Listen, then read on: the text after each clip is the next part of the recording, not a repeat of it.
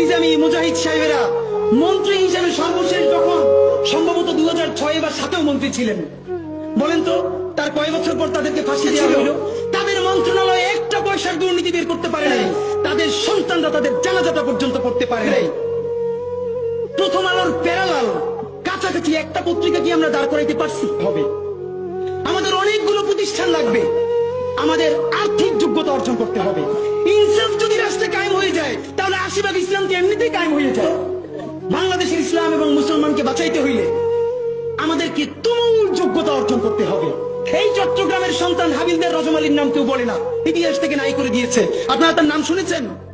সিপাহী বিপ্লবে যদি দুইটা নাম থাকে, এর একটা মঙ্গল পান্ডে আর একটা হাবিলদার রজমালি, ইতিহাস পড়িও না, নতুন করে তৈরিও করি না, পাবলিকেশনও বানাই না, শুধু রাস্তা কাঁপাই দিলে হবে না ভাই।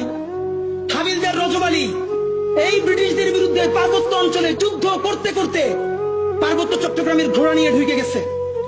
একটা সময় সঙ্গীহারা হয়ে গেছে, ব্রিটিশদের কাছে জীবন দিবে না, এই জন্য তিনি চিরতরে পার্বত্য চট্টগ্রামের ভিতরে ঢুকে গেছে, আর ব্যাক করেন নাই। তিনি মনে করেছেন যুদ্ধ করতে করতে প্রয়োজনে হারিয়ে যাব, তবুও আমার স্বাধীন জীবন ব্রিটিশ বেনিয়াদের কাছে হত্যা হইতে দিব না।